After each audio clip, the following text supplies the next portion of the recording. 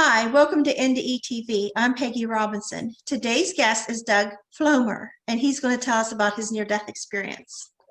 Hi, Doug. Hi, Peggy. Thanks for doing this. I always like to spread this information out to as many audience as possible. So my near-death experience happened when I was 25 in 1979. And I died slowly. I was in India. I had amoebiasis, which is amoebic dysentery. I had hepatitis A, foodborne hepatitis A, because the hygiene was not so great in India at that time. And then I had dengue fever, which is a spirochete infection of the body. And so my death process was slow, which gave me an opportunity to really understand how it worked.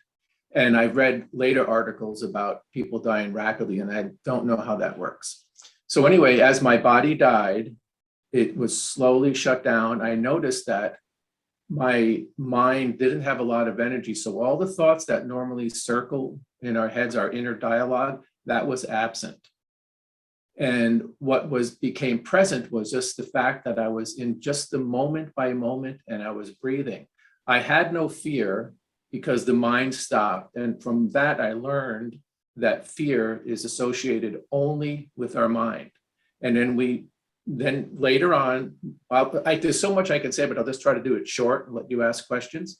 So when my physical body was weakening and weakening, then first my mind turned off, and that's when my mind died. And then shortly after that, my body died. And then I'm hovering above my physical body, looking at it. And I look at this body, and I chuckled a little bit just because I didn't realize I looked like that. And also I was free of the burdens of this life. I was free. All the entanglements, when the mind turned off and the body stopped, I was free. In fact, the death process is the most beautiful thing that I have ever experienced in this physical life. And how old were you? I was 25. Okay. And the death process was just exceptionally beautiful. I'm going to take you back and forth here because I'm a little bit unprepared for this story. So before I shifted out of my body, there was this shaking. It was shaking. The body was perfectly still, but there was a shaking, and that's how I dislodged from my body. I can detail this out by moment. And then once again, now I'm back outside the body, looking at the body. I still saw the hotel room I was in. I had a roommate, and she was there. I saw her. But then I realized I became very expansive. But the feelings associated with this are they're ineffable. I can't describe any of this. But it's like, this will be the greatest experience that I had in this physical body, and I assume it's the same for everybody else. So I'm outside my physical body, and I'm detached from it completely now. My body's dead. I have no heartbeat. I have no brain function. My body is dead, and I was very, very happy with that. And so then I looked around, and all of a sudden there was a slight shift. I didn't go anywhere. Didn't travel 1,000 miles. I didn't go anywhere. But I was in a different place, which was so expansive. And what I was, and I don't know how to describe this either, but I was part of everything, and it was so vast and so huge, and everything was part of me. That's why when I hear people say, oh, we're down in this physical body to learn lessons, none of that's true, because there's no way you can learn more or understand more than in this state of connection with everything. And what this state of connection to me is what some people refer to as consciousness, some people refer to as God. And it's that I was part of it, and it was part of me, and it was beyond compare. Okay, so that's that experience. And then shortly after that, and a lot of information was downloading, an enormous amount of information was downloading. But what happened was I realized I have done this many times before, many times. And then the next thing that happened is I was engulfed. It's like a cloud. I don't know how to describe it, a cloud came, and it was fear. I mean, it was intense fear, but not fear like you think. It was fear, not a scary kind of fear. There was no boogeyman, none of that stuff. It was fear that was highly desirable. And it was like and it was associated with this fear was despair, guilt, greed, all these experiences we have in this life. They were all part of this. And I became interested in it. And then all of a sudden I heard a thought in my head, but not in my physical type head, because that was gone, but a thought came to me. And actually, I was consciousness, so there was no real head. I'm just using this to describe it to you. Right, I understand. And the thought was, if you can observe fear, how can fear be part of you? And no sooner that happened than I realized the fear dissipated, and I continued on my journey. I shifted yet once again, and I was in the place what some people would probably refer to as heaven. But to me, it was just, and I refer to it as the fifth dimension in my story, which the link will be below this video. And I was essentially home, and I knew everyone there, and I was welcomed back. And there were other beings there that I could recognize that were also part of this consciousness, and yet individual as I was. And then I met someone who asked me to return to my body back in the hotel room, and my response was, no, I do not want to do that. And then I met another individual who said, we'd like you to return, and there was some negotiation and agreements made, and then I did agree to return. It's more detailed in my story. So then at that point, I returned back to the physical body, and I came back in slowly, slowly. And this body that we have, it's not who we are. And in fact, anyone who has an NDE who sees their body knows for sure they're not their physical body any longer. And in my case, I realized I never was the body. It was just an experience that I was having. So then I came back in slowly, slowly, and this body that we operate it's heavy. I mean, it's extremely heavy. It's cold, and it feels wet. And so I reanimated back into the body, and I had some help. I was reconnected. My brain started, my heart started, and everything started all over again. Now, how long I was dead, I don't know for sure, but it was a while, because I did have a roommate at the time. I was sharing a hotel room with a nurse, and she was shocked that when I came back, reanimated the body. Okay, now that's really a short version of my story. It's more detailed, as I said, and there's a video out on it. Maybe you could put that link in there. I don't know how you found me, but there's a video, and I could send you the link too. Some guy really made these nice videos for all the near-death experiences. But at saying that, Peggy, do you have any questions? Yeah, no, the last person or spirit that told you to come back and you agreed, wasn't it like in a cafe setting? It was a man who was a mystic around the early part of the 1900s, and his name was George Gurdjieff. I did not know who he was at the time. After that, I did find out, and then I looked him up, and I learned what he was all about. He was about the fourth way, and he has an interesting technique for finding that stillness. It's like when you take a pause in life, like we all take, you just let that pause lengthen, and you find that stillness. And then I also would like to say that I actually reproduced my death experience when I retired in 1916 without dying. And so my view on this is, now I can tell you my story. It's not a story I'm asking you to believe or disbelieve. It's a story I'm telling you that can be reproduced. And then if you really research around, in the link I sent you, there's one, it's the Monroe Institute, and it's Bob Monroe, who teaches out-of-body experience techniques using hemispherical synchronization. But there's many others. That's just one link. And if you can have an out-of-body experience, which you can, everyone can, or you can have an extremely lucid dream, then you know for sure you're not your physical body, which really frees you from the burden of this life. And it gives you a different perspective on how things are. And this life is, my life was full of hardship and suffering, but I think that's true of all of us. At least that was true of the Buddha. And Jesus didn't have an easy time at it either, what they did to him. And so you take a look at these masters that have gone before us, or awakened ones, whatever you want to call it, and they all were put through suffering, but they were detached from it in a way. And at the end of my life, I realized how perfect this life was. Even though it was full of hardship and suffering, it was really a perfect life.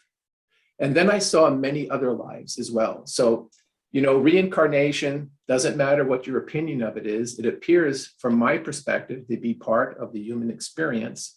But from my perspective also, it's optional. And the way to get beyond it is not to identify with fear. And I'm kind of jumping all around here. I do apologize for that. It could be that cup of coffee I had. No, weren't you told that if you come back, you wouldn't have to reincarnate again? No, I'm done. I mean, is that what you were told, or? Yeah, that's what I was promised. But I also know that this is my last life. And it's not like I'm going to go sit someplace. And in the story, I refer to it as the fifth dimension. It's not like I'm going to go sit someplace and just mosey around. When I was there, I realized that there was something more, something so much more. So I look at this life and I refer to this life as the third dimension. And when I got out of the body, I refer to it as the fourth. And when I was in that land of what I call the golden light, I was in the fifth dimension. And that's just 5 steps on a 1,000-mile journey. There's so much more. And do you think it's Go ahead, I'm sorry. No, you go. Do you think that when we have these naturally through a near-death experience, through a spiritual transformative experience where it comes to us and takes us and we experience it, is different than one like you're talking about where we can create these? Do you think that there's a difference? Because I feel, and I'm willing to be educated, that these that we've experienced are guided. We are shown what we need to know in a way that we need to know it. And then if somebody is recreating, say through DMT or some type of meditation practice, because I've heard some people say those type, you're welcoming like evil spirits in, like you're out of your body, but anything can come and fool you. So I'm just asking because I don't know. Okay, let's take that's a lot of information. Let's try to unpack some of it. First off, we'll talk about evil spirits. How can, if you have no fear, how can an evil spirit do anything? They become, and it's not really an evil spirit. You take a look at humanity in general, there's good people and there's bad people. But when you're in consciousness, complete consciousness, there is no such descriptions. And that's just the experience down here of good and bad. Now, when you're down in this earth, yes, there are negative people, and you know, we have all sorts of names for them, and there's good people and we have all sorts of names for them. But in reality, if it impacts you, that's your problem. Now, no one can make you do anything. They can make your life hard by throwing a rock through your window or something. But, you know, you just fix it and you move on. And yes, it was an unpleasant thing, but they really can't steer you away. Like the devil is what there's none of that. There's none of that. In the physical body, most of the people who do really, really bad things are in human bodies. And there's a lot of history of that. And you can go back to Roman Empire. It starts, you know, it's probably was way before that too. So that's the evil spirit part. Now, when you have an OBE or an NDE, and I don't consider I had an NDE, I had a death experience. But when you have either of those, listen, this is a beautiful thing. You have just been in the state of grace and you have opened up a door. This door has opened for you and it's an invitation and you accepted it. And what is it? What is everyone who has an NDE or an OBE? They know one thing for sure. They're not their physical body. Okay, if you're not your physical body and your mind, then what? That opens a door. That is the freedom, because in these bodies, we're encased, we're imprisoned. We have all these negative experiences, these emotions, these traumas, these joys, these pleasures. But it's a prison, and you can walk out anytime. So something about you, when you had your NDEs, was, no matter how it came about, it was an act or an experience or an expression of grace that lifted Right. you. And you know that that's true. Mhm. That is undeniable. Can you prove that to anybody? And this is why I reproduced my death experience. Can you prove that to anybody? No, you can't, because this is an experience-only knowledge.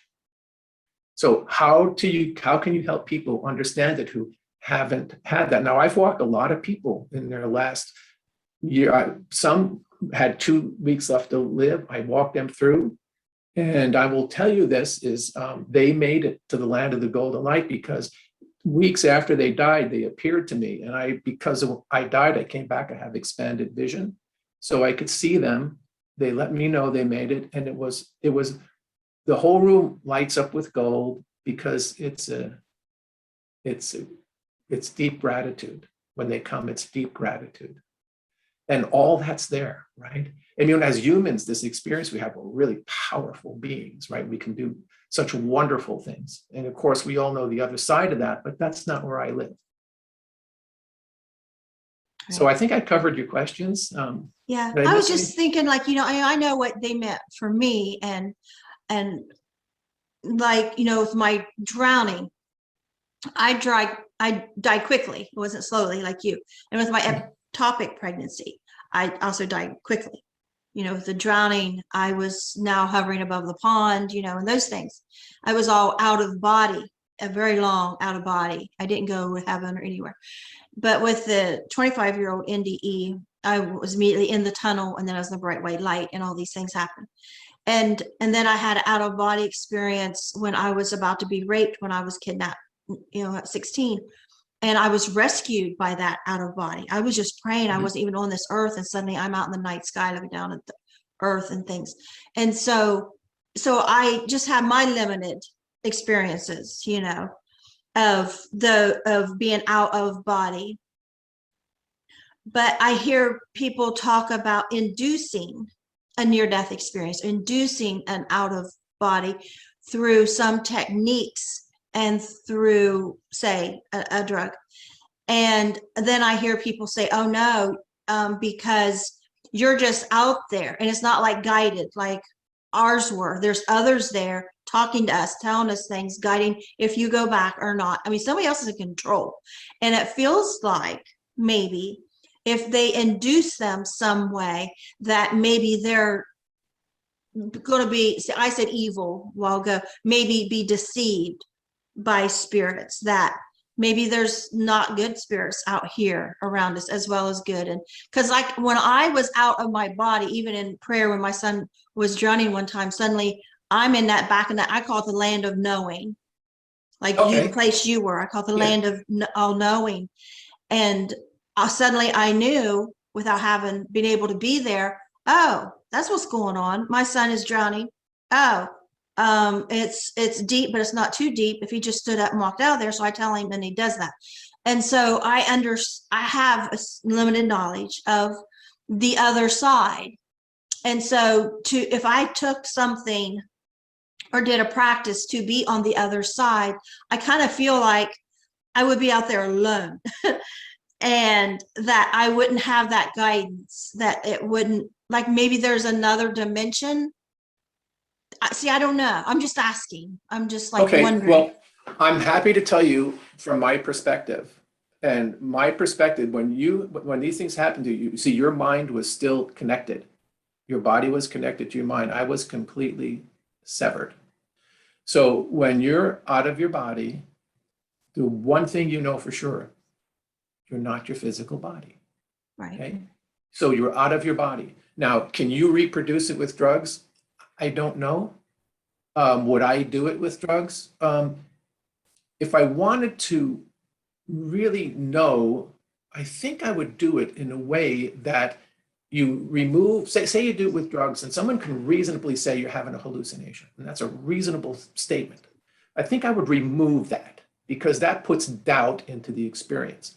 But what you can do, and there's a meditation technique on one of the links, a guy that actually they researched it using, you're going to love this research, or your readers might just love this research, because it really shows you how you can know this for sure without having your brain stop and your heart stop. Now, why would you want to do that? Well, if you do that, that changes your life from a three-dimensional life to an unlimited life. When you step out of your body that way, you don't have to worry about evil spirits, because you're in a state of grace. And if evil spirits come by and they bring this, and this fear comes, and oh, they're scary, they're boogeyman and all that stuff like that. If you can observe them, how can it be part of you? Number one. And number two, they can't harm you, because you're part. God is everywhere, right? It's ubiquitous, right? And you are part of that. You're not separate. Consciousness can be used instead of God. Awareness can be used, and for let's give Albert Einstein one, energy. Everything is energy. E equals mc squared. Everything is energy. So you're not separate from that. You can only, you know this from your physical life. Someone could just pick on you and pick on you and pick on you, and which is what this fear thing is. And you say, no, no way, you're not going to impact me. And then now they're just wasting their time. So it's a matter of how you perceive life. You are extremely powerful. And with your experience, you were given these two gifts. I mean, consider yourself fortunate. I mean, consider yourself blessed. I mean, really, you are, right? And now, so then the thing is, what I try to do is I try to educate people. Because in my profession, I would walk into a home, and I walked into a home to do evaluation on it. And this guy was a Boeing engineer. I mean, he was not a lightweight intellect. He helped design the 737. So I go in there, and he didn't know anything about me. He comes right up to me. He says, I died when I was younger, and I had an angel standing by me. And I looked at him and said, fabulous. Now you know you're not your physical body. He didn't put that together, right? So I always help people see what the best they can. Now, my sister died not long ago. It took her 14 months to die. She had cancer. When she died, we had worked on this for 14 months, but a lot of people do it much faster than her. And some people never do it. But she died without fear. She died with a smile on her face in a state of grace. She died so accepting. And then I've also seen people who've had ALS. And this one man I'll never forget. He comes in, he says, I have ALS. I have about 3 months to live. I was in a holy place. He was so accepting of his fate that it's like there was no fear. My thoughts even stopped around him because he was so still. So anyone who has an NDE or an out-of-body experience, I looked at a few of your videos prior to this, and one woman was in a dental chair and she had an OBE. She had an out-of-body experience. That's a gift. I mean, really, don't take that lightly. And from my point, that was an invitation for her to continue to pursue, what is this? Move into this energy. Now, there's always going to be people that are always going to try to control other people, and they're always going to be mean. Just leave them alone. Right. You can't do anything. You can only help yourself, and that's the truth. When you die, say there's 100 people around you, you die alone. You die alone. It doesn't matter. You die alone. Everything you do in this life, everything of great experience, when you're in a state of grace, there can be other people around you, but you're in that state of grace. And you're in that state of grace with what I like to call it the all and everything. And rather than saying ubiquitous, but you're in consciousness and you're in the all and everything. And that's like, this life is really, it's challenging, it's difficult, it's messy, it's all these things, but it's also incredibly beautiful. So what's this technique like that you're Okay, talking about? the technique is what they were doing was they were having some Buddhist monks, and the Buddhists are really interesting, especially Tibetans, because it's not a belief system. They investigate everything, which is regardless. This is exactly what you're doing. You're investigating, and you told me you were a Christian. I'm totally good with that. I absolutely love Jesus, totally love him. But you're an investigator. You're standing on your own. You're not. You'll listen to other people, but you know that you're going to make your own decision. Mm-hmm. And just that alone tells me that, that this door is going to swing wide open for you if it already hasn't. And if it has, it's going to swing open wider. Okay. Just keep moving. And anyone who has these experiences, keep exploring and just see where it goes. Now, in the link below, there's he's a German doctor, researcher, I think. I can't remember exactly, but he'll explain it to you better than I could. Now, when I reproduced it, yes, I'm a meditator. I use breathing techniques. My living room turned golden light, everything disappeared. And keep in mind, after I was 25, I had to make a living. So meditation and spiritual practices got put on the back shelf. And when I retired, they got put on the front shelf. So I wanted to see if I could do it. And lo and behold, a year or two later, this guy comes out researching, and they're reproducing this. Now they're using all their sensors and stuff like that to see what happens to the brain, what happens to the heart. They're doing all that. And so the research is there. So, and it goes always back to this. So you had an NDE and someone said, no, you just hallucinated. No, that's not true.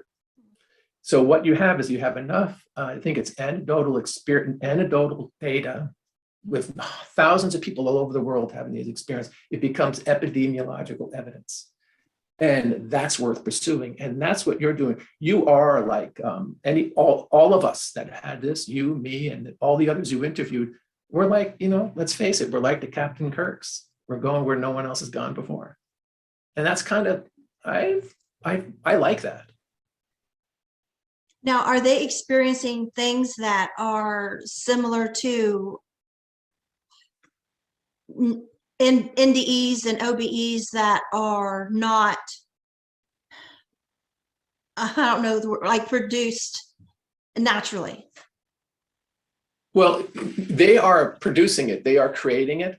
Right. But are they the same as the ones that aren't, that are natural? Yes, because the end result is they realize that they're not their physical body. And just like mine wasn't a natural occurrence when I reproduced it in 2016, it wasn't a natural occurrence. It was an investigation. Can I reproduce this?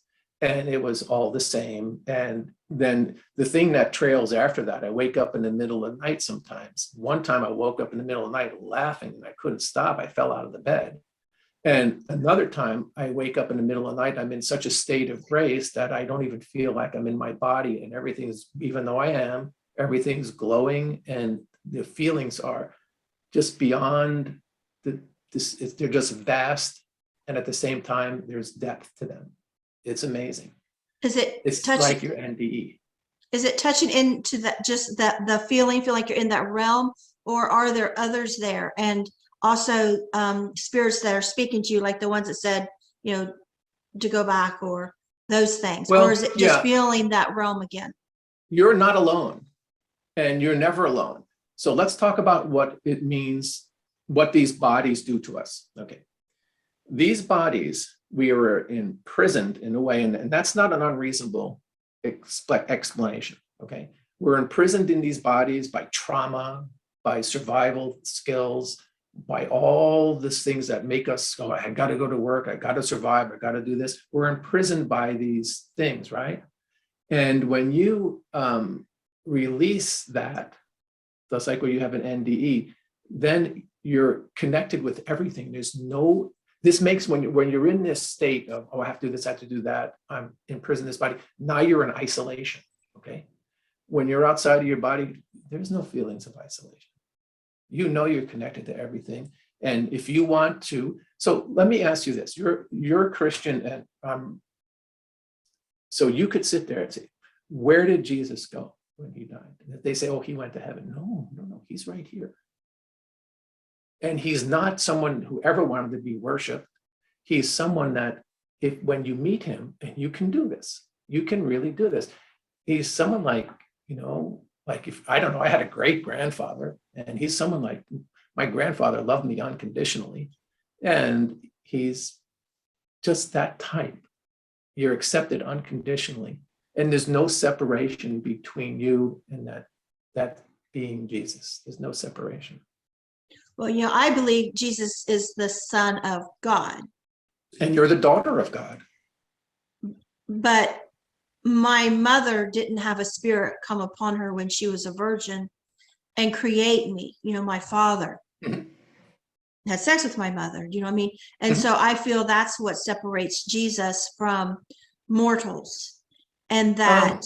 Yeah, I don't know if he would agree with that. But you know what? If I were you, I would go find out what the truth is. I already know what the truth is for me. Well, you know what you were taught and believed, so it's a belief system. I saw Jesus. Okay. Okay. Your experience is your experience with it. However, I was miraculously healed as a child. I was 17 months old. Doctor leans over me. I'm not going to mention his name or anything like that, though I do recall it, because you recall traumas. That's when your memory starts. And Jesus came to like the swirly clouds, touched my foot, and I was healed. So I have a really different view of him. I have a view of him as I don't see him as the Son of God, and I don't think he does either. He just, when I met him, there was like, I'm his friend. The whole Bible is about Jesus being born, the Son of God. That 4 centuries went by. That this was prophesied. This is going to happen, and then it happened. Well, I don't know if that's true. I don't know, and I haven't researched it. That would be more your bailiwick than mine. I don't know that answer. I don't. I'm just an individual investigator of life, experiencing life, and I am so fond of Jesus, Buddha, Gurdjieff, many of the enlightened masters or awakened ones of the past and the present. I'm just so fond of all of them. And, whatever your understanding is, that's your understanding. And whatever your understanding is your understanding. Exactly. It's a beautiful journey if you see it that way. And the one thing I will say about Jesus before we go to a different topic is he's the real deal. Yeah. Okay. He's just the real deal. And I don't even have a doubt on that. But there's, okay. So if I want to get in that realm that I was in during my near-death experiences, mine is through prayer. Okay. It's not through meditation. It's not through a technique. It's not through on a headset. Perfectly fine. That's just me. Yeah. And Christian music can build me up, my energy and my gratitude, and where I feel I'm levitating and I am tingling with light through my fingertips. That is my experience. So in other words, you're in a state of grace. Yeah. Okay, I get that. And that's not what I felt, my NDE in the drowning. That's not what I felt in my NDE as the tool pregnancy. It is what I feel as gratitude, because when I had my second NDE, I was told the answer was no. I wasn't allowed to go back, and that it was my time. And everybody else is told, it's your, it's not your time, go back. And I was told, no, it is your time. And so then I'll come back in that wheelchair. And the last thing I said in the bright white light is I had my hands in front of my face, because I started out just this invisible orb, and I had my hands in front of my face, and I crumbled at Jesus' feet. And I say, who else will teach them about you? I'd already accepted that I'm staying. And then I'm back in that wheelchair. And so what I am left with now for the rest of my days is gratitude, because a lot of women die of ectopic pregnancies or any other thing, and they don't get to raise their children. And the gratitude that I was brought back. And then I continued dying in the hospital room all night. And I said, God, I know you can't keep doing this. You can't keep sending me back, because I'm telling God something he can't do. And, I prayed, just keep me alive till morning. So the doctor will hopefully come in, do another ultrasound and find out what's wrong and fix it. And that's what happened. And so my faith, is because another thing is, when I first, went through the tunnel, I ended up the bright white light. Before I saw anything, my first thought was, wow, it's real. The whole God, Jesus, Bible is real, because I was somewhere else. And in my Christian upbringing, I'm somewhere else. I'm dead. This must be heaven. And so I bring my Christian beliefs with me, even though I hadn't seen anybody yet. And, then I think, why am I alone? They didn't teach that in church. I thought, am I going to be alone for eternity? And then I saw this panel of people, which is all like, just outlines. But, so then the experience went on, and Jesus was involved in that experience. And my drowning, NDE, I say, it was all out of body, but voices coming in telling me things. And one of the voices that sticks with me the most was, like you said, the voice inside your head, even though you don't have a head. It was, God sends children here to be loved. That is why he sends them here. So the word God was used. As I'm floating above the pond at 5 years old, and that it come to me, and that's what they said to me. And then after that, at pre-Sunday school, I had a spiritual experience. I was singing Jesus Loves Me over and over. And then suddenly the picture I'm coloring of Jesus and the children, I'm now standing in front of them in heaven. It is real. It is like, it's physical. And a voice said to me, as I'm watching Jesus and I see how much he loves the children, I can feel his love for these children. I want to sit on his lap. I want my turn. And a voice says to me, Jesus loves children of every color. Never forget that. And so Jesus, God, heaven, angels I experienced, all of my experiences, and I'm almost 61 years old. And I have come to these conclusions after decades of unsure, not figuring out, not understanding it. And I have taken everything and come to my conclusions. And you've taken what you have and come to your conclusions. But to say that I am Jesus, no, no more than I can say, you are Moses. Okay, let me ask you this, Peggy. Do you not feel there's a little part of Jesus in you? Of course, as in everyone. Okay, exactly. But to say I am God or I am Jesus, no. No, you're part of that, because that's in you. That's what's in you. So when you think of Jesus, and this is the part I really love about him. When you think of Jesus, you think here from your heart. I'm poking at my heart, you just can't see it. This is where he is. This is the center of consciousness in the human body, is the heart. And that's the path. That's the path you're taking. That's the path you're on. Totally excellent path. Totally. And there's your answer. Jesus didn't go anywhere. He's right here in you. Right. Yeah, I get that. I just take a different scientific approach, even though I understand that clearly. And yeah. But see, I don't understand the term scientific approach. An investigative approach would be best. Okay. Because I feel mine's investigative approach. Yeah, it's the same thing. It's all investigative approach. But I look for things that how to reproduce things. So I look at it, well, if this happens, can I reproduce this? So that others can reproduce it. When someone's dying, and let's face it, a lot of people are scared of dying. When I was a teenager, I used to read to folks in the old folks home, and they didn't have hospice then, or they might have had some form of it. And I would just read to them.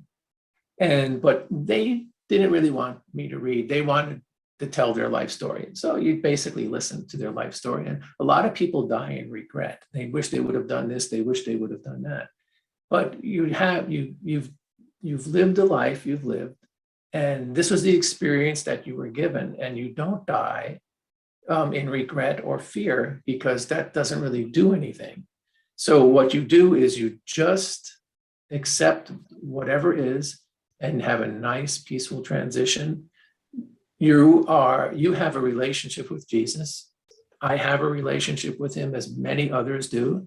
Yours is a very feminine relationship, because it's a passive, expansive relationship. This is some of the impressions I've got when you were speaking, right? And that's totally, hey, that's a great thing. So from my perspective, prayer isn't necessarily repeating words. That's how you could get there. Prayer is just a state of grace. And when you're in prayer, it is no different than a high-level meditation, because I've done them both. You're in a state of grace, and that's where you go. And then you're in that state which is highly elevated above the physical density that you feel. And can you do it again? Yes. If someone hears your words and go, well, how can I do that? Then you can explain it to them, but they don't always understand. So they have to investigate themselves to find out. And the door has been open for you. And this is what you're doing with this site. This is why I decided to do an interview with you, is because you are inquiring, you're investigating. And that's what every individual needs to do. They need to find their answers for themselves, not believe what anyone else says, not disbelieve what anyone else says, but find the answer for themselves. Yeah. I get a lot of New Age saying I'm too Christian. I have Christians saying I'm too New Age. I don't care. And you can't put me in a box. Yeah. Do you actually care what anyone says? I care that they are looking at me through a narrow lens, like through a straw. Okay. And they won't open their mind, and that's their choice. They're gone. Because what they do is they say their piece and they say, I'm out of here.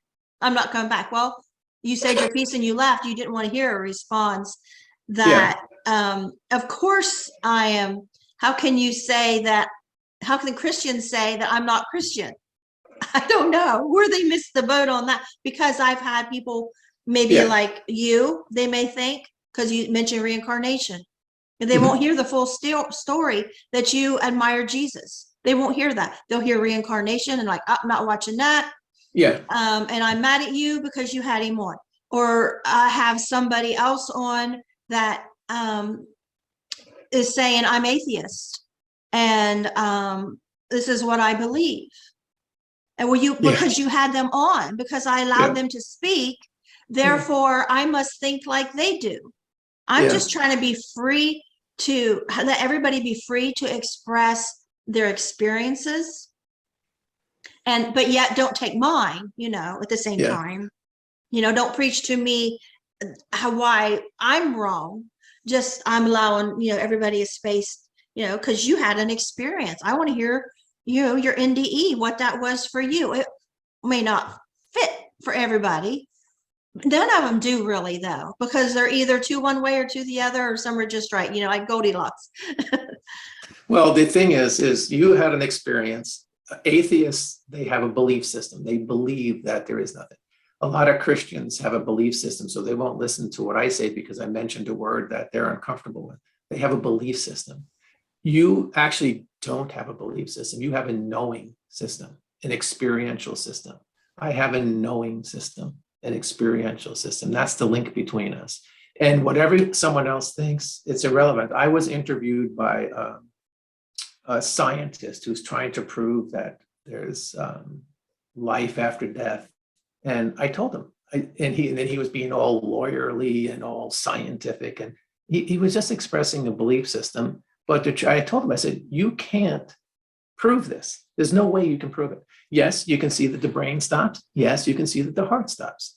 This is not something that can be proven. It's an experiential event. You have to experience it. You can't read about it in a book and be a backseat driver. You have to jump in. these people that you encounter and say, well, I don't like that you had this guy on because he thinks this way or that way. They're just afraid. They're still hiding under the bed. Yeah. And you can't do anything about that. But you may have 1,000 people say that, but you may have 2 people that go, tell me more. How can I find out? Okay, I'm all about those 2 people. The rest of them, they come along when they come along. I have a friend who's an atheist, and he says, there's no such thing. When you die, it's over. And I said, just wait for it. Just wait for it. Because I know what's going to happen. And I just find it funny because I'm not going to try to change his mind. I have a half brother that's 14 years younger than me. His license plate says atheist. Okay. And he's not wanted anything to do with me for years. Good. He calls God the flying spaghetti monster. Okay. Okay. Yeah. Then that's perfectly fine. I had people say things like to me, prove that you died. No, prove that I didn't, right? It's okay. I don't care really what anyone else says, but there are those people that listen, and I've been able to help actually quite a few people pass without fear. And that's what and that's a good thing from my viewpoint because they become more present, right? And that's a good thing. How you get there, Peggy, doesn't matter. It just matters that you get there. What made me stop and think, I really need to start looking into this stuff is when like I say, and I was, my son was drowning. He was about 5 years old, and I was praying. All of a sudden I knew, and I started talking to him in prayer, Jeremy, stand up, walk out of there. And I never talked about that because during that prayer, I also said, I was praying for the twins at the time that I lost their pregnancy a week later. And I said to God, God, if you have to take one of my children today, take my twins, don't take my baby Jeremy. Because I wanted my twins, I love them, but I hadn't seen them yet. And there's no way I could survive without my baby boy, Jeremy. And so I had so much guilt, then I lost the twins a week later through this two pregnancy, and I died through this. I couldn't talk to anybody. So I buried it. And I don't know what possessed me to tell it. When he was 20 years old, he was having a New Year's Eve party. And I started talking to his friend, and his cousin was standing there. And my son, Jeremy, overheard me in the kitchen. He come out, he says, Mom, I heard you praying. And every mouth in the room dropped. It was a room full of people like, what? Yeah, that's sweet. He says, Mom, I heard you praying. He says, exactly what it was. He said, I was trying to swim, and you said, Jeremy, calm down, stand up. It's not that deep. Walk out of there. And so that's what he did. And, I thought then, what?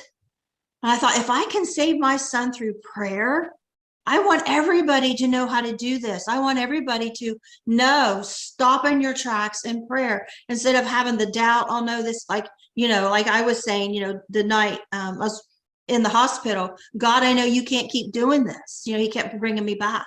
I wasn't having more death experiences. I just knew I was dying, and I'd come back too. I was like, God, you can't keep bringing me back to life. Just keep me alive till morning. And so I have understood prayer. I have seen it change things so many times. And that's with my son was just like proof.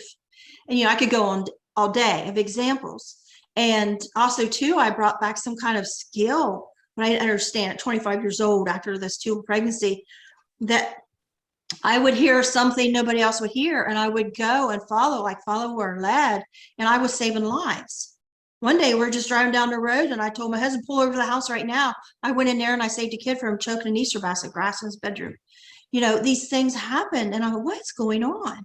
Another day we're on the deck, and all of a sudden, something just happened. And my husband's like, I didn't hear nothing. What are you talking about? And I went up the hill, and there was a car wreck and 4 guys, all this stuff, all these things. And I couldn't understand it. I couldn't sit here like I am today.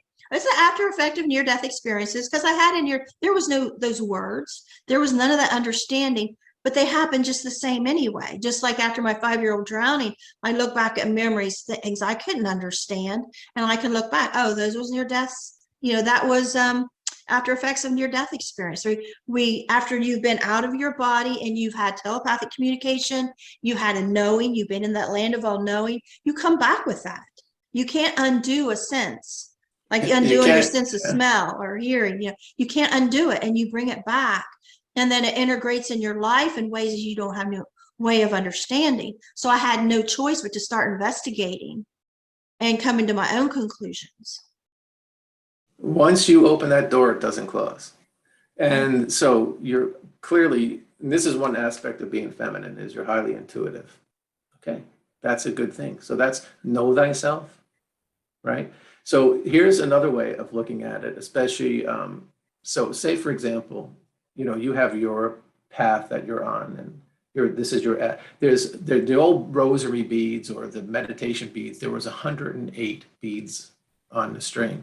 And that's because there was 108 different ways home. That's the way of looking at it. And everyone's going to make their own way. The atheists, as you brought up earlier, this is the funny one, because I just tell them, just wait for it. Yeah. I don't say anything else. Just wait for it. You'll It's find out. coming. You're not going to get away from it. You Yeah. know? This is my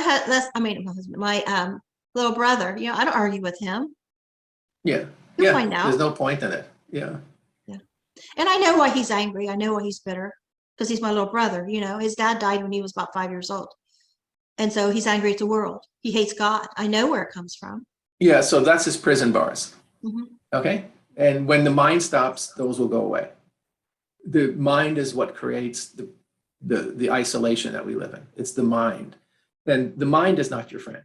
It can be your friend once you have an understanding and you have experience, but in his situation, it doesn't appear that that's his friend. And he probably, he has resentment and all that stuff like that. And that's just, I always tell folks that anger and hate are self-consuming. They'll just eat you alive. And if you want to do that, do that. And that's the other beauty part about the Buddhist tradition and Jesus's tradition is forgive. But you don't necessarily, you can forgive other people, but really what you're doing is you're forgiving yourself. And that's a good thing. There's a lot of commonality between Buddhism and Jesus. There's a lot of it. Yeah. He did not teach so much the Jewish message. He taught a different message. And I don't think there's one right way. There's There's many 108 ways. different ways. Yeah. Just do it like that. There's 108 different ways. Yeah. Yeah. So, That's well, the thank thing. you. Thank you very much. And I see what you're doing is educating people. And it's a growth process. It's an investigative process. Very good to you, Peggy. Thank you. Glad to be here.